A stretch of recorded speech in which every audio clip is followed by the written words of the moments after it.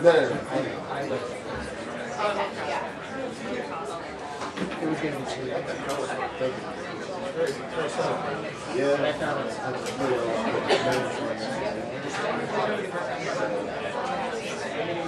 I don't know. One side.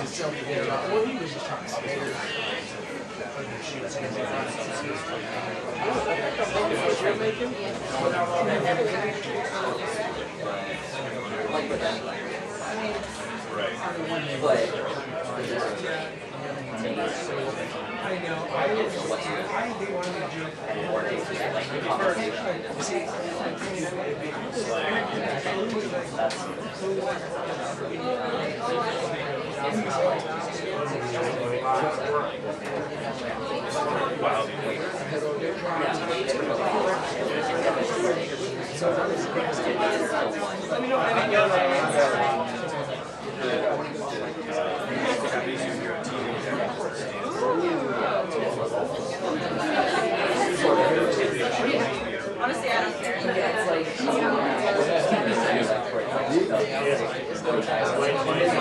I wish I was like that. I wish I was.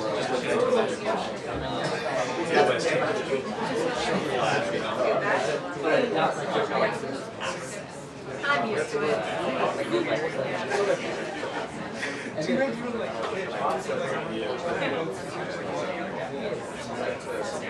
Then the other thing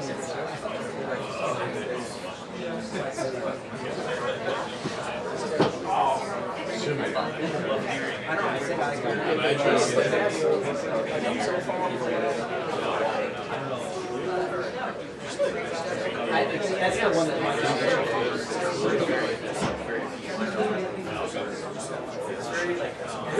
Yeah, I feel like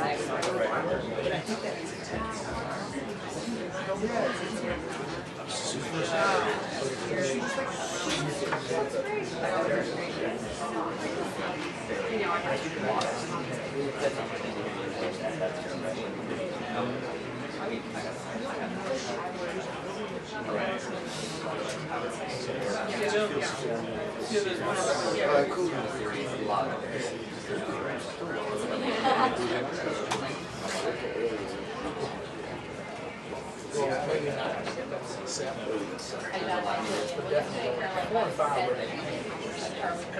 every time she does undoubtedly that is going to be the case. Like they eventually had to go through moving words about her start. 23 years old, in college, she was encouraged the way she was by her.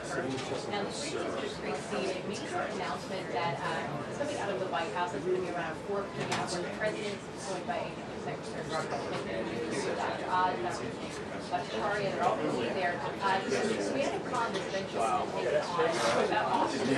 Promise on what they epidemic by September. September they have, they say.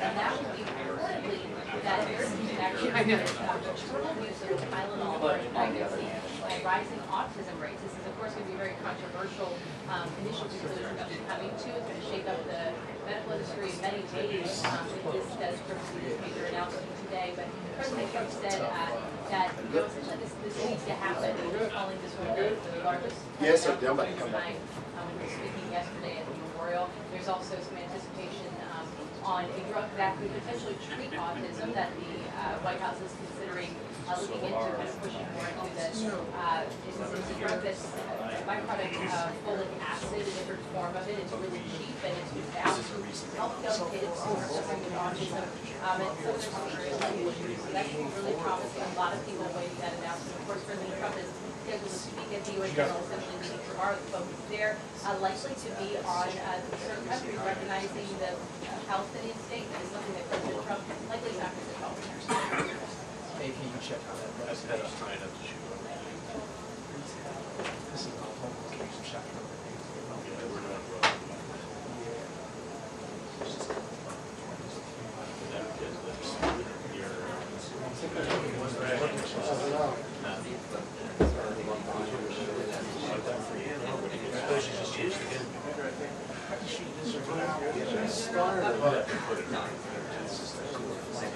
What's issue? No, you should be right here. It's fine. But it's the mobile cam really wasn't working. That's what I'm mad. That's what I mean. Yeah, let's see.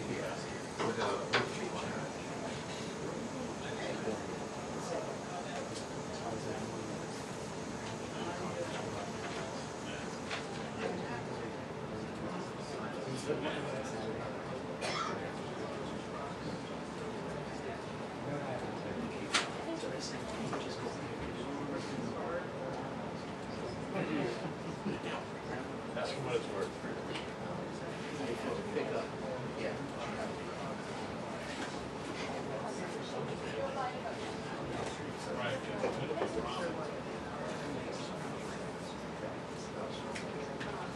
This is what he's considering.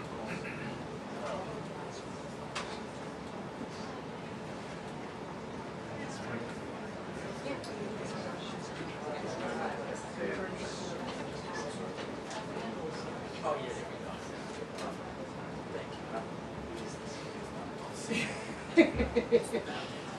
Appreciate it.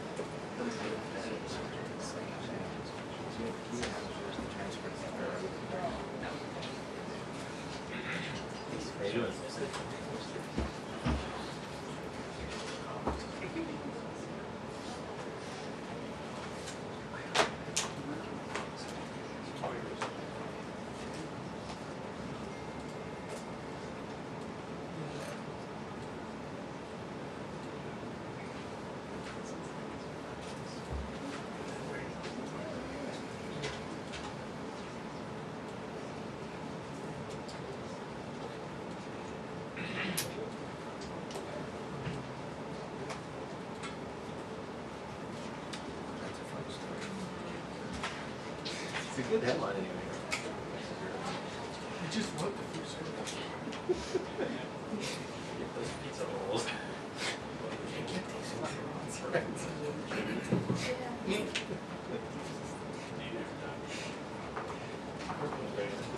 I like the cheese with it. I like the wine. I like it.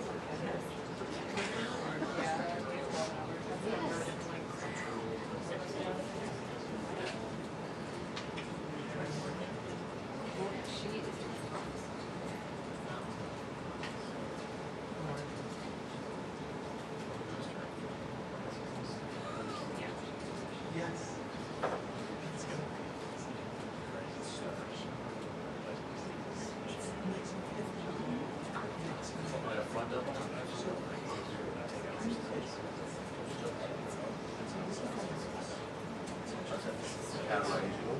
It's like, so.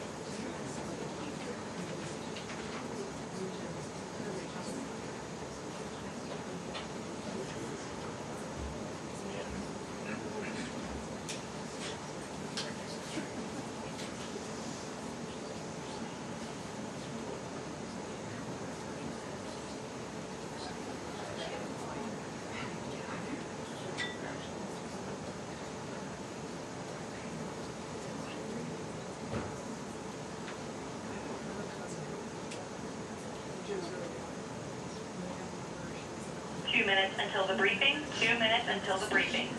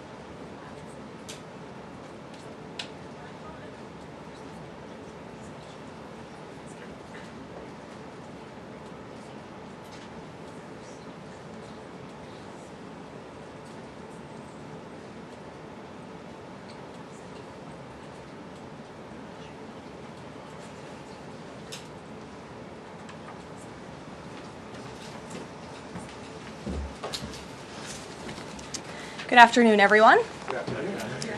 Happy Monday. Good to see all of you here. I want to start with a preview of President Trump's very busy schedule for the week.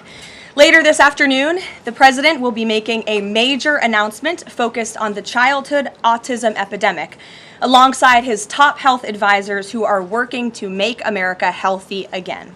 This will be a powerful display of how the entire Trump administration is committed to addressing root causes of chronic conditions and diseases, embracing full transparency in government, and championing gold standard science.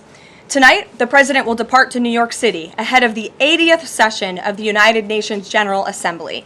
He will be joined in New York City by the First Lady. Tomorrow morning, President Trump will deliver a major speech touting the renewal of American strength around the world, his historic accomplishments in just 8 months, including the ending of 7 global wars and conflicts. The president will also touch upon how globalist institutions have significantly decayed the world order, and he will articulate his straightforward and constructive vision for the world. The president will also be hosting bilateral meetings with the UN Secretary General and the leaders of Ukraine, Argentina, in the European Union. The president will also later in the day hold a multilateral meeting with Qatar, the Kingdom of Saudi Arabia, Indonesia, Turkey, Pakistan, Egypt, the UAE, and Jordan. After these important meetings, the president will attend a reception tomorrow night with more than 100 world leaders before returning to Washington, D.C. On Thursday here at the White House, President Trump will welcome President Erdogan of Turkey for a bilateral meeting. And on Friday, the president will travel to Long Island for the Ryder Cup golf match between the United States and Europe. This event is one of the greatest sporting events in the world, and it would not be taking place this year without President Trump's help. President Trump signed an executive order last week preventing a strike that would have crippled the New York City area ahead of the tournament, and at the request of the 5 labor unions who all represent workers on the Long Island Railroad. One of the greatest golfers in the world, Bryson DeChambeau, praised the president's critical intervention, saying, quote, "When the possibility of a strike threatened to disrupt transportation and attendance, President Trump stepped up and took the action needed to protect this world-class competition." Thanks to President Trump's decisive leadership, the Ryder Cup experience will be everything fans and the golf community deserve. Again, that's a quote from the great golfer Bryson DeChambeau. Now let's all hope the American Ryder Cup team can take home the trophy. In other news, positive economic data continues to pour in. Brand new polling shows that Americans' faith in the economy and the direction of the nation is back on track and shooting even higher. Home ownership is more affordable, with mortgage rates dropping to a 3-year low. For new home buyers, this represents a $250 decline in your monthly mortgage payment, or nearly $3,000 a year. And President Trump has made it very clear he wants to continue to see mortgage rates decline to a record low, just like they did in his first term. Thanks to President Trump's unleashing energy dominance, gas prices are dropping, and Americans are spending the smallest share of their disposable income on gasoline since 2005. Additionally, the annual cost to own and operate a new vehicle is down by nearly 6% over the last year. Americans are earning more and they are spending more than ever before. After inflation outpaced for 26 straight months under Joe Biden, real wages have increased nearly every month since President Trump took office, with wages for blue-collar workers rising at the fastest rate in 6 decades. Retail sales are also booming, up 5% over last year.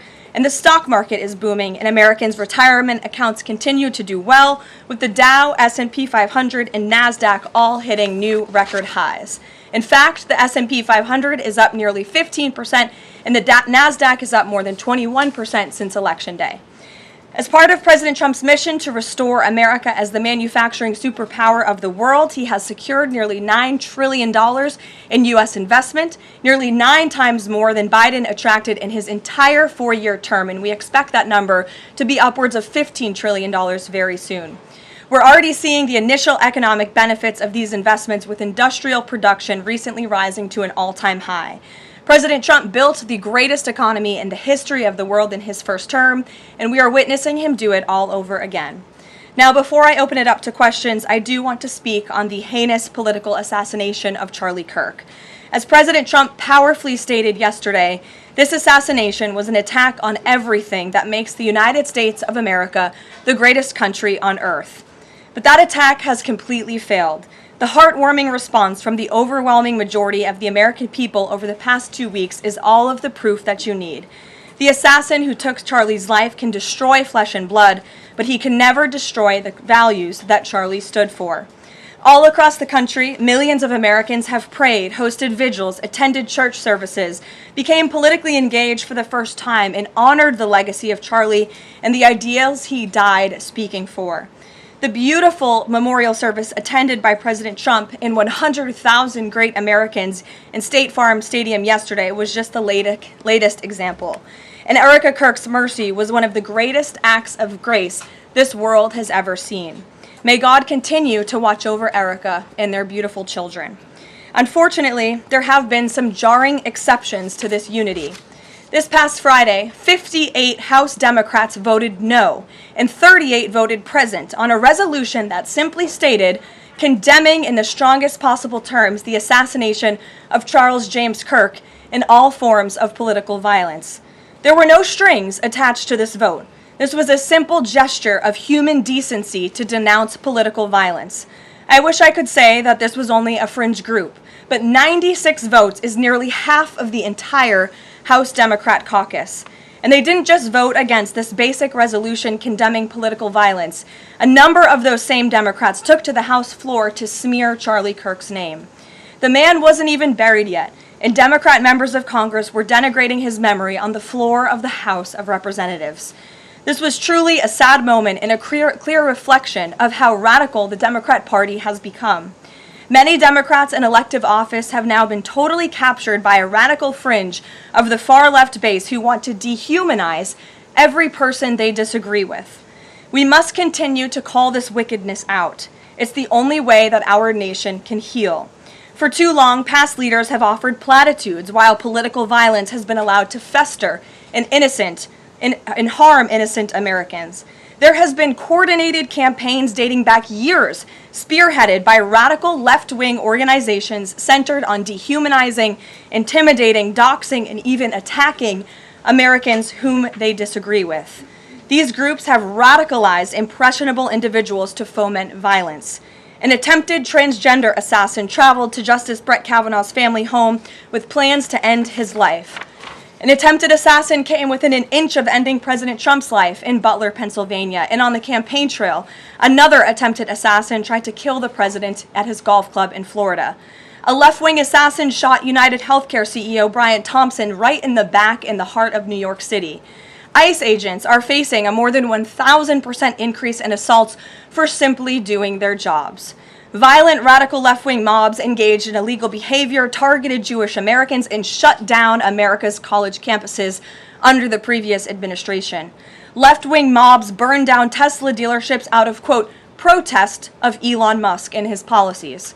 In May, a left-wing activist shouting "Free Palestine" murdered 2 innocent Israeli embassy staffers outside of the D.C. Jewish Museum here in Washington. These are just a few examples, prominent examples of the growing left-wing political violence in our country. Enough is enough, and as President Trump has promised, he will directly address the dark sources funding and supporting this domestic terrorism to finally restore order in our country. The American people can expect further, very strong action on this very soon. Everyone, Republican, Democrat, everyone in between, we all deserve to live in a country where we do not have to fear for our lives simply for stating what we believe in. With that, I will take your question. In today's new media seat, we have Monica Page, who is the White House correspondent for Turning Point USA's news organization, on the front lines. Monica, thank you for being here. We're so sorry for the loss of Charlie. I know you work for him, you were very close to him, and we appreciate your being in the new media seat and also your commitment to covering the White House. You are here every day, just like the rest of everyone in this room, so why don't you kick us off today? Thank you so much, Karoline. I don't think you realize how much it means to me to be here in this seat, especially on behalf of Turning Point USA and Frontlines. We greatly appreciate it. We also greatly appreciate the outpouring of support and just really kind words that we heard yesterday at the memorial service. That means more to us than I don't think anybody ever knows. And even the global support that we're seeing for Charlie has been overwhelming, and it doesn't go unnoticed. So thank you so much. I have 3 questions, if I may, on the horrific murder of Charlie Kirk. Government and local officials said that Antifa inscriptions were engraved in these bullet casings that killed Charlie Kirk. It appears to be a trend, especially after what we saw in the Annunciation Church shooting, Catholic Church shooting. Additionally, Stephen Miller recently commented on the rise in this kind of violence, saying there is a domestic terrorist movement growing in this country. The president is designating Antifa as a domestic terrorist organization. I'm wondering, what is the approach to holding these people accountable, just to ensure that violence like this just is eradicated moving forward? Sure. Well, Antifa is going to be designated a domestic terrorist organization. The president intends to sign that executive order very soon as it's drafted, as soon as today, later this afternoon. And this is something the president campaigned on, because we have seen a rise in violence perpetuated by Antifa radical people across this country who subscribe to this group. And unfortunately, it's gone widely uncovered by many in the legacy media. It also went completely ignored by the previous administration. Not anymore. Not only, as you mentioned, were the bullet casings subscribed with Antifa mottos, if you will, in the heinous assassination of Charlie, but there have also been more examples than I could read off for you here in this briefing room today of violence from Antifa. I will just read a few. In July 2025, several members of an Antifa cell ambushed and opened fire on officers at an ICE facility in Alvarado, Texas, shooting one officer in the neck. Also in July 2025, 3 Antifa members were charged with assaulting a police officer during a violent riot outside an ICE facility in Portland, which for weeks prior had been under siege from the local Antifa terror cell. In February 2024, a transgender Antifa terrorist detonated an explosive device outside of the office of the Republican Attorney General of Alabama. In July 2023, Antifa members linked to abortionist group Jane's Revenge firebombed pro-life facilities and vandalized churches. In January 2022, a suspected Antifa member was arrested for bringing a pipe bomb to a pro-Trump event. In January 2021, an Antifa supporter threatened to shoot police officers and Trump supporters outside of the Florida State Capitol building. Again, I could continue to list many more examples for those in the room who don't believe this is a serious threat to American safety and our national security, but this administration knows that it is. That's why the president will be signing this order. And we will also be, most importantly, looking at who is funding Antifa and who is funding these other violent left-wing groups that we've seen perpetuate so much crime and mayhem across our country. Thank you. And Charlie Kirk died exercising his First Amendment right, willingly debating, conversing with everybody and anybody. That was what he did. So what message does this White House have now to all Americans who feel like they are too afraid to express their beliefs, their values, their morals in the wake of such horrific violence? I think the president has answered this, and I will leave it to his response, Monica, where he so beautifully said, we have to keep fighting. We have to keep speaking up. We have to keep speaking our mind. I know that's what Charlie would want us to do, and we have a right to free speech in this country. The president supports it. It is protected by our beautiful Constitution, and Americans should not cower in fear. They should rise up in courage to continue speaking the truth. And to end on a lighter note, Karoline, sure. I'd love to know what your favorite memory of Charlie is. Sure. Charlie was a great guy, and he was, of course, a very influential person in the conservative movement, in the MAGA movement. He was so helpful to the president during the campaign and to all of us who worked on that campaign, that historic campaign. I myself had many great memories going on Charlie's amazing podcast and his show. He was always willing to text people with words of encouragement. In fact, my last text exchange with him was the day before he died, and he was asking for my husband and I's address to send a children's book to our son. And I think that just speaks to the type of person that he was. And I know so many of us here at the White House are going to miss him very much. Thank you, Caroline. Thank you. Gabe. Caroline, thank you. Regarding the autism announcement, Sure. Why now? Does the administration have new data that hasn't been published previously showing a possible link between acetaminophen and autism? I know there's been many reports about what this announcement at 4 o'clock will be, Gabe. The president is very excited about this, so I don't want to scoop the president of the United States and our Secretary of Health and Human Services, but what I can assure you is that Robert F. Kennedy and the incredible health team that this president has put together are really viewing things in a much different lens. And they are paying attention to studies and the gold standard of science and research that many in this city for far too long have turned a blind eye to. So I think Americans are going to be enlightened and proud of what they hear later this afternoon, but I won't get ahead of the president on exactly what that announcement entails. On a different topic, going back to the president's social media post from over the weekend, regarding the DOJ and his seeming frustration that they hadn't taken action quickly enough. I want to point to something that the president said during his inaugural address. Never again will the immense power of the state be weaponized to persecute political opponents. We will not allow that to happen. Is the president going back on his promise? No. In fact, the president is fulfilling his promise to restore a Department of Justice that demands accountability. And it is not weaponizing the Department of Justice to demand accountability for those who weaponized the Department of Justice. And nobody knows what that looks like more than President Trump. We are not going to tolerate gaslighting from anyone in the media or from anyone on the other side who is trying to say that it's the president who is weaponizing the DOJ. It was Joe Biden and his attorney general who weaponized the DOJ. Joe Biden used this sacred American institution to go after his political opponent in the middle of an election year. And you look at people like Adam Schiff and like James Comey and like Letitia James, who the president is rightfully frustrated. He wants accountability for these corrupt fraudsters who abused their power, who abused their oath of office to target the former president and then candidate for the highest office in the land. And I think the president is reaffirmed in those frustrations and his hope for accountability by the millions and millions of people who reelected him to this office with a mandate to demand accountability. And the president has not been shy about this, Gabe. In fact, when he traveled to the Department of Justice earlier this year, all of you were there to cover it, he said, quote, "I demand a full and complete accountability for wrongs and abuses that have occurred. The American people gave a mandate to investigate and root the corruption out of our system," and that's what the president wants to see done. Karoline. Ed. On the autism issue again, there are reams of scientific research that suggests there's no clear link between autism and acetaminophen usage.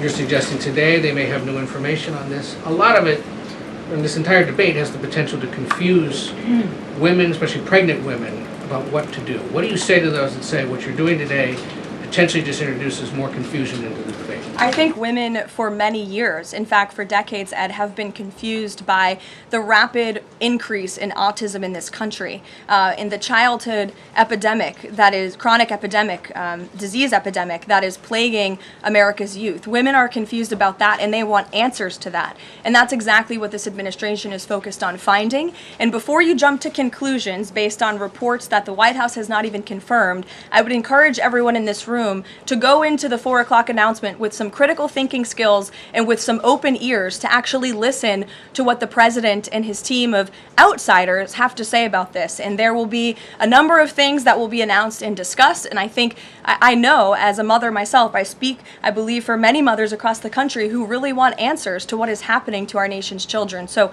again, I won't get ahead of the president, but I think everyone in this room needs to tone down the judgment before you even hear what people are going to say. Sure. Thanks, Caroline. So too, on the Holman investigation, I mean, can you just speak to, did the president ask the Justice Department to close the case, and does Holman have to return the $50,000? Well, Mr. Holman never took the $50,000 that you're referring to, so you should get your facts straight, number one.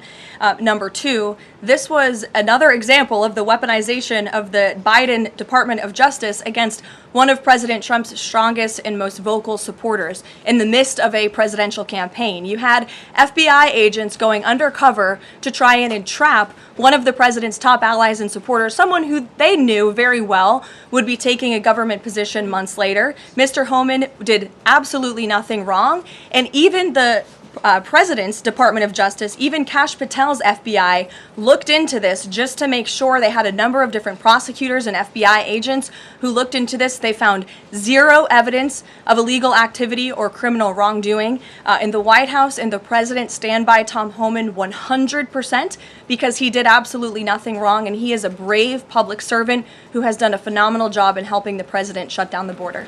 Mary. Thanks, Caroline. I have 2 questions on far-left violence. Sure. The first one, the president said yesterday that the bullet hit Charlie, but it was aimed at every one of us.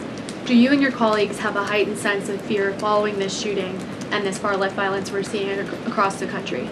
I certainly think there's a heightened sense of awareness by conservatives across the country, by all of us here at the White House. Again, as I said to Monica, many of us were personal friends with Charlie and had involvement with Turning Point before we came and served our government in this way. So certainly it's a very shocking incident, and I think, you know, it's very unfortunate that those of us who work in this movement have to think about violence just for speaking our minds and for supporting President Trump.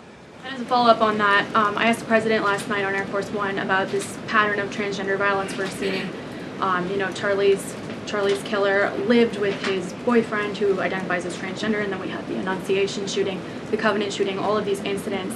The president said that we're looking into transgender violence. Does that mean the FBI is looking into it? And can you give any more clarity on how the administration is viewing this uptick in specifically transgender violence. It's definitely something worth looking into, and I think anyone who denies that at this point is being willfully ignorant. And the administration is taking it seriously, all causes of violence, and why these people would be driven to such evil and such hatred. And there's probably many answers to that question, but the administration is really focused on all of them. For individual investigations and cases, of course, the FBI and the Department of Justice are leading those. But as for this overall violence and domestic terrorism that we're seeing, the White House and the President's policy team will be leading the charge, and that really begins with designating Antifa as a domestic terrorist organization. And I can assure you there will be additional actions to come. Sure, in the pink. Thanks, Caroline. Liz Landers with PBS NewsHour. I just wanted to follow up quickly on something that the president had said yesterday. So we heard from Erica Kirk. She said she forgives the man who shot and killed her husband. And then right after that, we heard from the president who said, I hate my opponent and I don't want the best for them. How does that square with bringing down the temperature of political violence in this country? And then, if I could, I had a follow-up on Venezuela, too. Look, the president is authentically himself. I think that's why millions of Americans across the country love him and support him, including Erica Kirk, who you saw so beautifully was on stage with the president in an unthinkable moment, in the midst of an unthinkable tragedy, and was leaning on the president for support during that time. And he was there to give it to her, as well as the vice president and many other top-ranking cabinet officials. Kayla. Thanks, Caroline. On TikTok,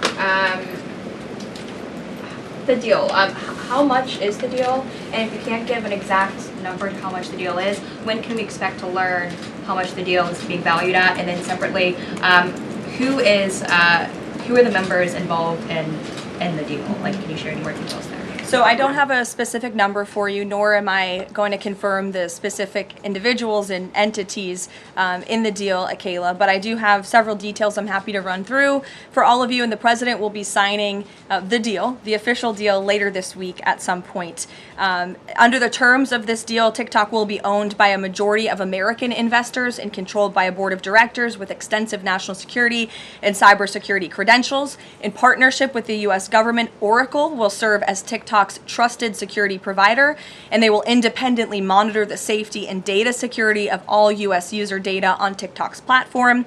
Americans' data will be stored securely in the United States without access from China. All U.S. user data will be stored on servers operated by Oracle in the United States, protected from surveillance or interference by foreign adversaries. And the algorithm, I know this is a question many of you have had, will be secured, retrained, and operated in the United States outside of ByteDance's control. And TikTok will remain globally interoperable, meaning TikTok users in the U.S. will be able to see videos posted by users in other countries and vice versa. While I don't have a number on the specific deal, we do expect that thanks to the president's leadership and the securement of this historic deal, businesses using TikTok will generate as much as $178 billion in economic activity within the U.S. over the next 4 years. So this is great news, not just for the millions of American youth who use TikTok. Their data will be safe and secure with this new deal. They'll continue to use this very fun app. But it's also great news for all of the small business owners who have really been able to make a living off of the use of TikTok as well. And if I could just get one more as it relates to China, on crop prices with farmers, as there's still no official trade deal with China, farmers are getting a little bit antsy navigating, prices being weak and not strong. How is the administration, thinking about farmers right now? Is there anything we can expect to see from the administration on, sort of bailing farmers out should prices continue to not work in their favor? Well, the administration is completely understands the anxiety of farmers. We're very much aware of this issue. It has been a part of our discussions, the trade team's discussions with their Chinese counterparts. As for any specific actions, I don't have any news on that for you today, but I can fully assure you the entire National Economic Council in this building, as well as our Secretary of Agriculture, Brooke Rollins, have been talking with the trade team about this. There's been many meetings on this, and they are on the ball, but I don't have anything specific for you today. Sure, Selena. Thanks, Caroline. But the case against Letitia James was extensively investigated for 5 months, and President Trump's handpicked Attorney General Eric Siebert could not find any evidence that he committed a crime. So is the president saying here it doesn't matter if there's a crime, he just wants his political enemies to be charged? Well, let me just walk you through Letitia James. Letitia James completely abused her oath of office. Letitia James was actively and openly engaged in lawfare. You talk about weaponizing the Department of Justice. What was Letitia James's campaign slogan? It was prosecute Donald Trump. She was saying she was going to prosecute Donald Trump before she even knew if Donald Trump committed a crime, which of course we did not. Those are not the words of a serious prosecutor. Those are the words of a corrupt politician who is abusing their power. She actively campaigned on that. She also led the witch hunt, the financial fraud investigation against President Trump and the Trump Organization, in an appeals court tossed that case out, a $500 million civil fraud penalty in August, which was another win for the president, and exonerated him of this witch hunt and showed that this is an individual who is corrupt and abused her oath of office. And we also have evidence of her mortgage fraud. An April report from a white-collar fraud investigator found that there was documented evidence that James engaged in a consistent pattern of financial and property disclosures that raise serious legal questions. But why won't the president accept the conclusions of his Justice Department to not bring charges against Letitia James? In fact, you had Bondi and Blanche top DOJ leadership who were against ousting Eric Siebert, who again was picked by President Trump. I just answered that question for you, and the president has every right to express how he feels about these people who literally campaigned on trying to put him in jail, who literally tried to ruin his life and ruin his businesses, and he wants to see accountability for those who abuse their office and abuse their power. And Letitia James absolutely did that, whether you want to admit it or not. Is that not retribution, though? Jeff, it's accountability. Thanks, Jeff. Karoline. Two foreign policy questions. President Putin has offered President Trump a one-year extension of the most recent treaty limiting nuclear weapons. Does the White House have a reaction to that? Does the president want to accept that offer? And then one separate issue, just generally, what is the president's response or reaction to the number of countries this week who are planning to or have recognized a Palestinian state? Two great questions, Jeff. To your first question about Russia, the president is aware of this offer extended by President Putin, and I'll let him comment on it later. I think it sounds pretty good, but he wants to make some comments on that himself, and I will let him do that. As for all of these Western nations that are recognizing a Palestinian state, the president has been very clear. He disagrees with this decision. He spoke about that in the UK, standing right next to his friend, Prime Minister Starmer, and he feels this does not do anything to release the hostages, which is the primary goal right now in Gaza, does nothing to end this conflict and bring this war to a close. And frankly, he believes it's a reward to Hamas. So he believes these decisions are just more talk and not enough action from some of our friends and allies. And I think you'll hear him talk about that tomorrow at the UN. Kristen. Thanks, Karoline. Just going back to this Letitia James story. What does President Trump plan to do if the Attorney General, Pam Bondi, tells him that there is not enough evidence to bring his political opponents' cases or to charge those cases? That's a hypothetical question, Kristen. That hasn't happened at this point. But we did see one U.S. attorney not be able to find enough evidence, and now they no longer have a job. Is that something that you would consider? Look, the president stands with Pam Bondi 100%. He made that clear this weekend. He answered questions from all of you last night on Air Force One. He said the same, and that's how he feels at this moment in time. Just one more thing on the Attorney General. Go ahead, Caroline, would the president support designating Russia as a sponsor of terrorism if it does return kidnapped Ukrainian children? And secondly, we just found out through questioning that Hunter Biden sat in on the discussions of his pardons. What's the White House response to that? Unfortunately, I think it's unsurprising, and it's also very telling that one of the only pardons Joe Biden signed on his way out the door was the pardon of his son. Everything else was signed with an auto pen, but that one was clearly his own signature. To your first question about Russia, I have no news to share with you on that. Sure, in the yellow. According to media reports, Maduro has sent a letter to President Trump, but President Trump avoided saying whether he has read it. Did he receive it? We have seen this letter. Frankly, I think there were a lot of lies that were repeated by Maduro in that letter, and the administration's position on Venezuela has not changed. We view the Maduro regime as illegitimate, and the president has clearly shown that he's willing to use any and all means necessary to stop the illegal trafficking of deadly drugs from the Venezuelan regime into the United States of America. Context of the letter? Gilbertson, go ahead. The admin. To you and then go ahead. Sure. Thank you, Caroline. Whitline with Borderhawk News. The admin has openly discussed taking legal action against officials in sanctuary jurisdictions. Just this last weekend, we saw Mayor of Evanston, Daniel Bliss, rioting and protesting outside of an ICE facility near Chicago. Are there plans to start arresting sanctuary mayors or governors going forwards? Unless they commit a crime, I don't see them being arrested. But if they are violating federal law, if they are violating state law, then of course they should be arrested by state and local law enforcement. If they're violating federal law, then they can expect the consequences of that behavior. Nick. Thank you, Caroline. Would the president like to see Congress pass a national holiday honoring Charlie Kirk annually? That's an interesting question. I'm sure he wouldn't oppose such a thing. But you can pose that to him yourself next time you get the chance. Sure thing. And to follow up too, I know the president is honoring Charlie with the Presidential Medal of Freedom. Is there anything else that we don't know of in the works to honor Charlie? Not at this time, but we do look forward to that Medal of Freedom ceremony very soon. Daniel.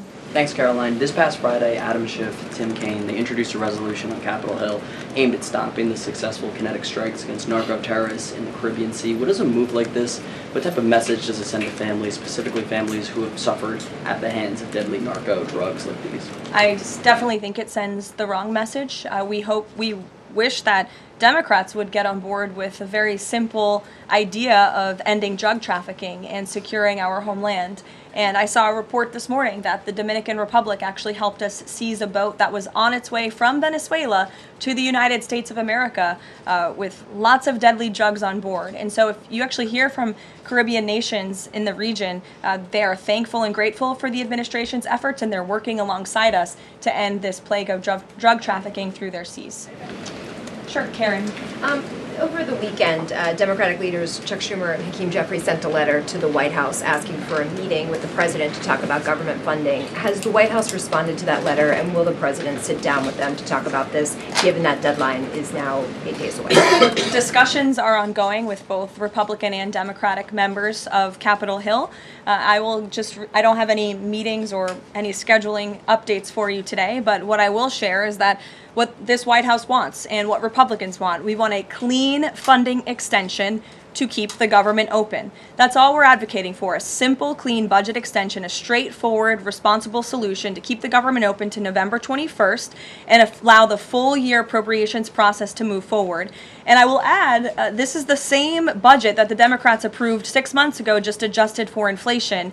And unfortunately, all of a sudden now, they want to shut down the government. And if the government is shut down, it's only going to, it will be the fault of the Democrats, and it will only hurt the most vulnerable in our country, our seniors, our veterans, our military families, and increasing security for members of Congress, which is something this White House and the administration supports. And if you look back at the statements made by Chuck Schumer and Hakeem Jeffries in the past, they too have advocated against a shutdown and for keeping the government open.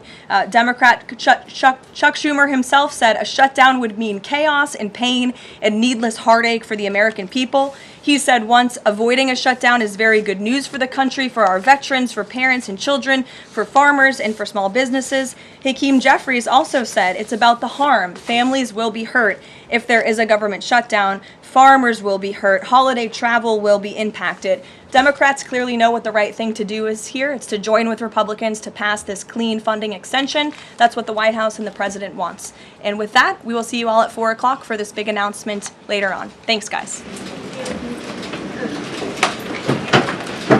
Yes.